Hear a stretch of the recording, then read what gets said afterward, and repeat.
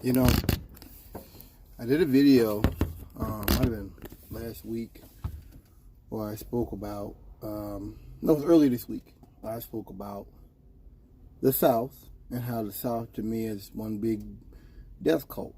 And how, well, I want to go into that. I want to go into what I mean by that. I guess what bothers me about the South is really the lack of outrage that the government let us down. Like, I always try to look for the good, or I look for lessons learned, because sometimes there is no good. Sometimes there is no good, and there's really nothing that you could have done differently. That's just life. Sometimes you just, stuff is bad. It's life. In this whole coronavirus nonsense, Georgia governor coming out and telling people he didn't know it was asymptomatic transmission, which we knew weeks ago. I've gotten a better understanding of how Southerners are able to ignore climate change, and also how they were able to not really jump, not really have any zim or vigor when it came to HIV, the HIV AIDS crisis back in the early 90s, late 80s. This idea that that was a gay cancer or something like that, I never really sat down and talked about it or thought about it, but I have looked at that, how the response to HIV was botched. And it's amazing because Pence is overcharged of the coronavirus epidemic, and we know how he fucked up with the HIV epidemic in Indiana. He had that mindset then. My God won't allow me to treat these people. I'm not sure he was talking to God. I don't know who he was talking to. Just like HIV, just like climate change, for Southerners, it doesn't directly affect them. Like, climate change isn't the Russians or the Chinese getting ready to invade America. Those are direct, clear threats. You know, that anybody can say, yeah, I see them over there getting ready to, I see the boats approaching the beach. These are different. These are different. And one thing about, you know, I guess with conservatives is also the mindset that nobody in my family is gay, or nobody in my family has been affected by climate change. My area isn't affected. California, some other states have been directly affected in certain ways by climate change, by the wildfires. They can't afford to bullshit. They can't afford to play games about that, because they play games, people will die. I realize that about conservatives, about Southerners, is that there's only so much you can do with, and also, if you're dealing with folks who don't want to acknowledge basic facts, agreed upon facts, you're kind of wasting your time, aren't you? I mean, honestly, just be honest, God, real talk.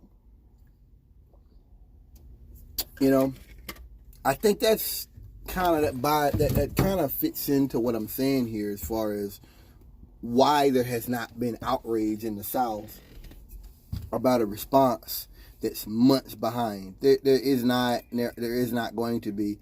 Like, to me, this is the attitude of the Southerners. This is the attitude of them. We know Trump fucked up. We know Trump waited 2 months. He did nothing. We know this, that, and the other. But we gotta die sometime, and we're all going to heaven.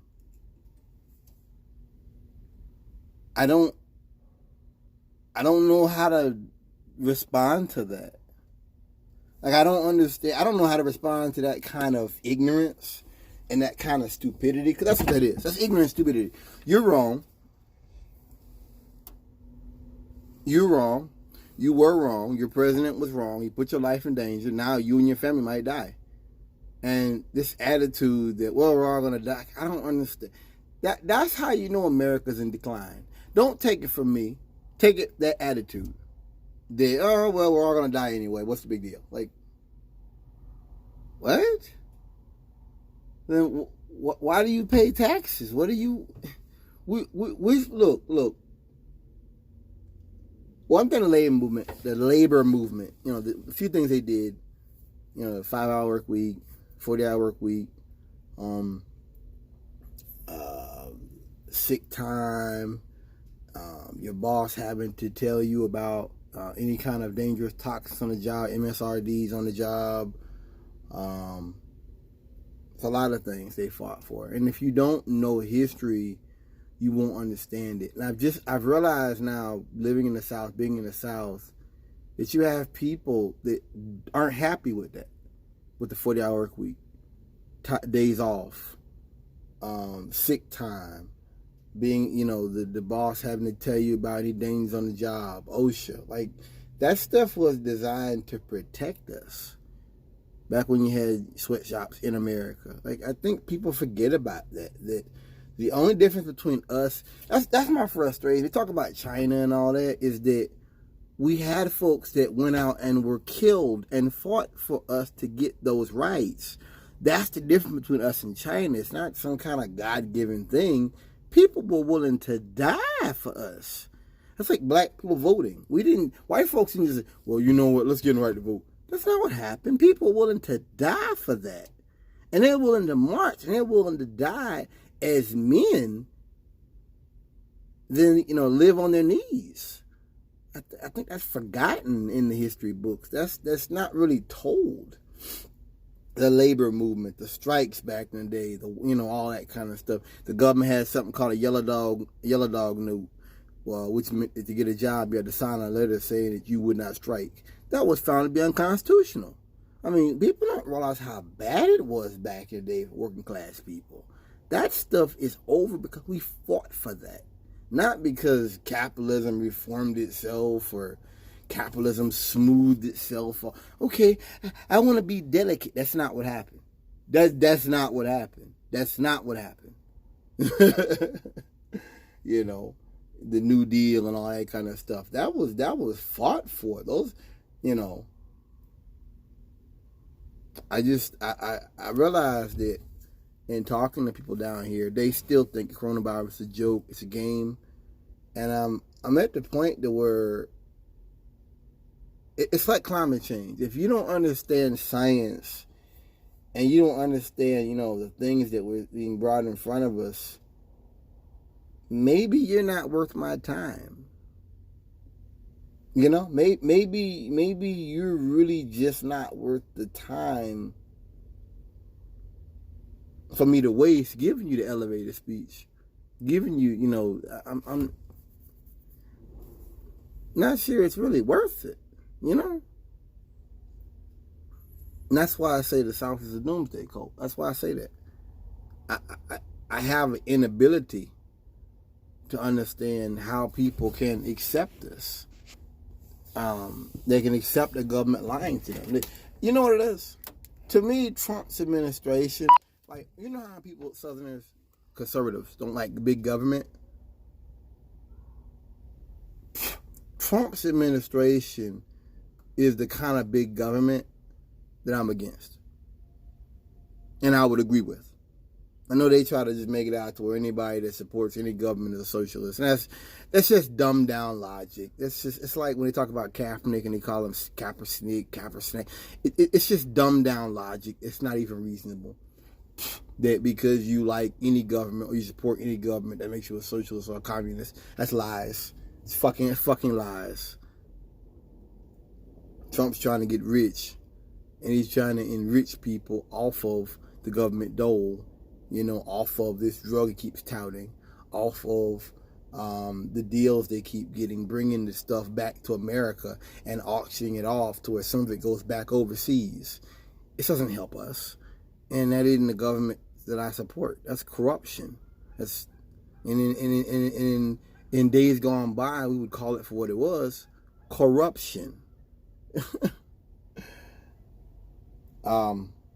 I just realized that you're never going to get people like that who are in the God cult, who are in the death cult, to understand the dangers of this, And it's just like with these Southerners, I want to say, like, aren't you worried about your children dying from corona? Like, aren't you worried about your family dying?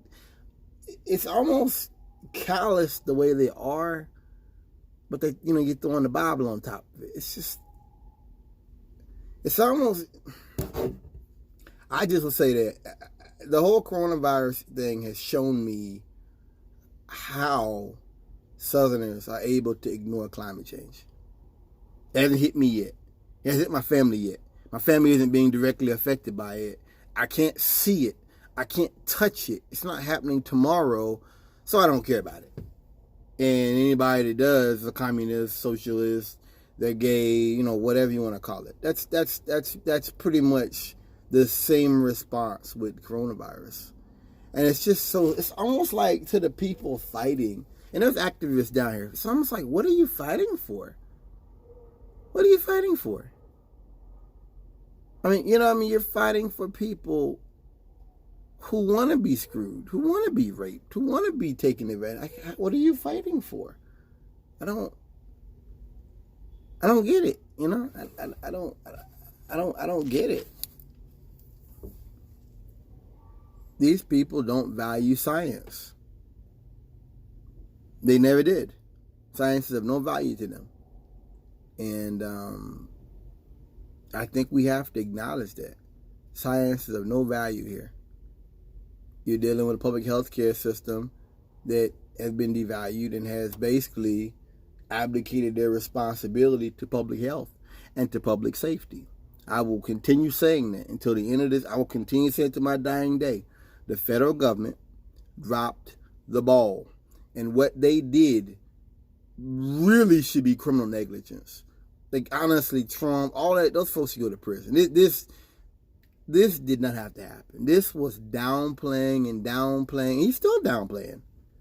He's still downplaying. It's sad.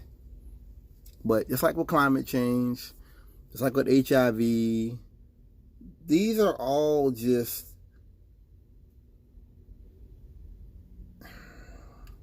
it's just ad hominem. It's nonsense. It's just all rhetoric. You're never going to get certain people to understand these things. And with coronavirus, see, this is what I'm talking about.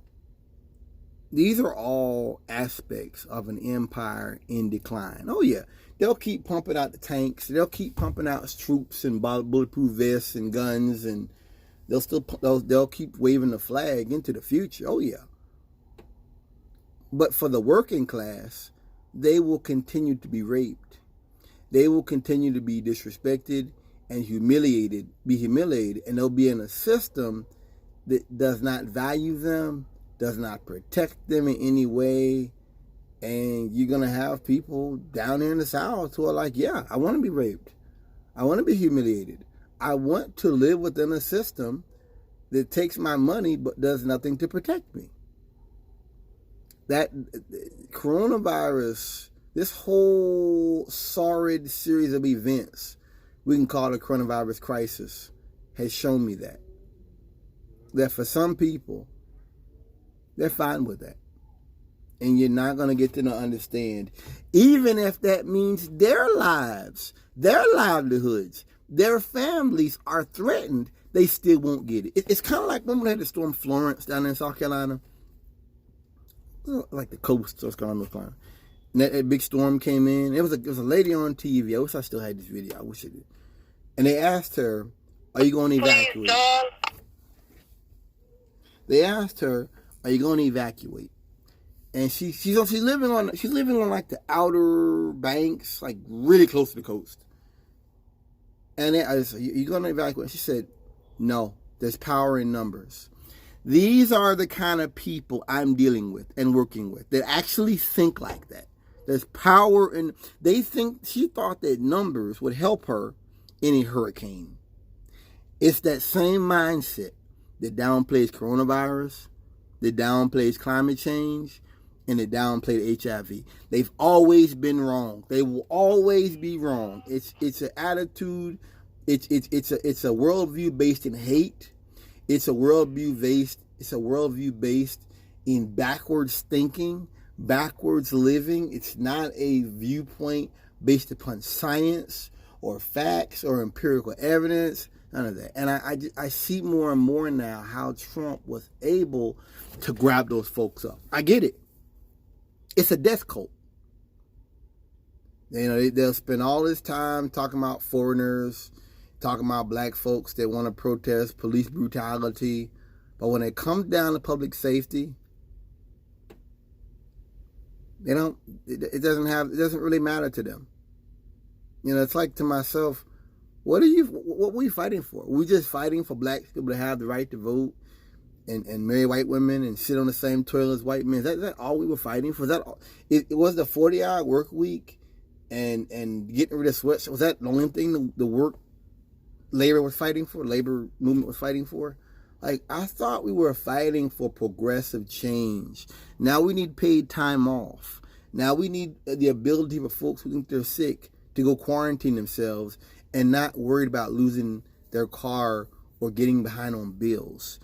This is what the labor movement was set up for. Not just for a crisis like this, because we shouldn't have waited. This should have been done years ago.